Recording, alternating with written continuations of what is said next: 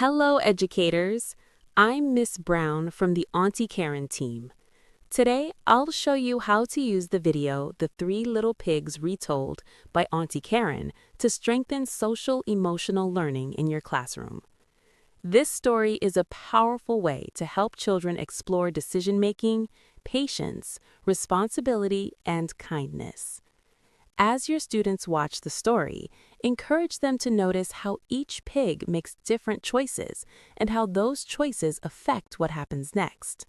At the beginning of the story, the three pigs are given an important message from their mother. She tells them, "Whatever you build, build it well." This is a great opportunity to talk about responsibility and doing your best. You can ask your students, what does it mean to do something well? Why is it important to take pride in your work? Next, each pig makes a different decision about how to build their home. One chooses straw because it is easy, one chooses sticks because it is fast, and one chooses bricks because it is strong. This is a key social-emotional learning moment about decision-making. You might pause and ask, why did each pig choose a different material? Have you ever made a quick choice instead of a careful one? As the story continues, the wolf arrives and the pigs begin to face the consequences of their choices. The houses made of straw and sticks cannot protect them. This helps children understand cause and effect. You can ask, what happens because the pigs rushed their work? What could they have done differently? When the pigs reach the brick house, they are finally safe. This moment highlights patience and perseverance. Help students reflect by asking, how did taking time help Paula Pig? Why is it important not to give up when something is hard? Then, something unexpected happens. Instead of staying afraid, the pigs choose kindness. They notice the wolf is tired and hungry, and they give him a chance to change. This is a powerful moment to teach empathy and understanding. You can ask your students, how do you think the wolf was feeling? Why did the pigs choose to help instead of stay afraid? As the story ends, the wolf changes his behavior and becomes kind and helpful. This teaches children that people can grow, learn, and make better choices. It also shows that kindness can lead to positive change. To extend the lesson, invite students to share a time when they learned from a mistake or made a better choice the second time.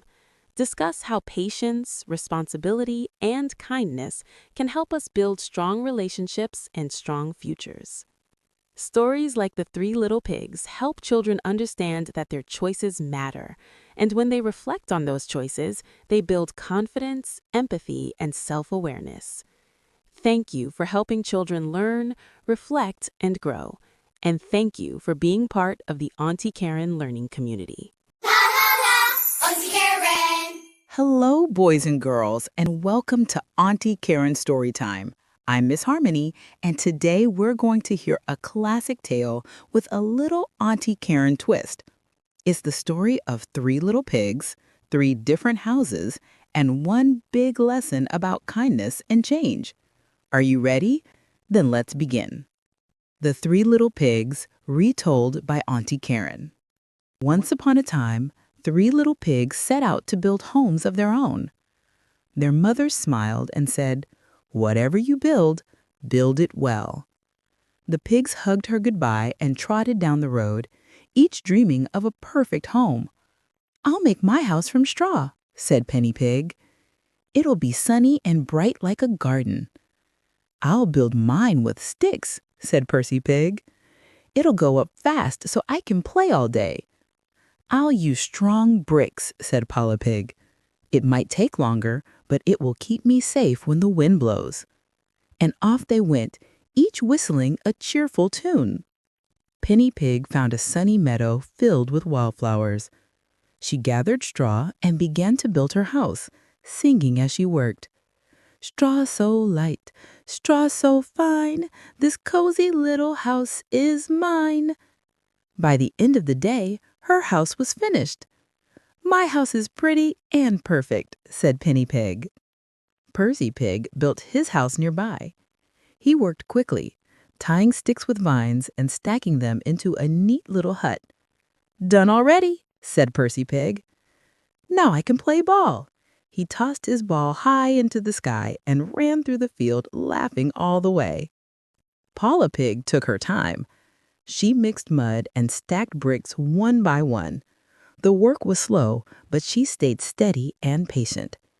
"It's strong, it's steady, and it will last," said Paula Pig proudly when she finished. Now, nearby in the forest, there lived a wolf named Wolfie.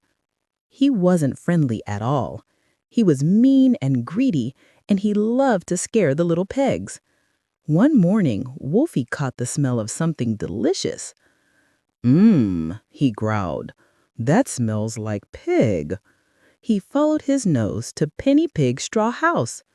He knocked on the door and called out, little pig, let me in." "Not by the hair on my chinny chin chin," cried Penny Pig. "Then I'll huff, and I'll puff, and I'll blow your house down," shouted the wolf. He huffed, he puffed, and he blew that straw house right down. The pigs squealed and ran as fast as they could to her brother's house. Wolfie followed them and soon came upon Percy Pig's house made of sticks.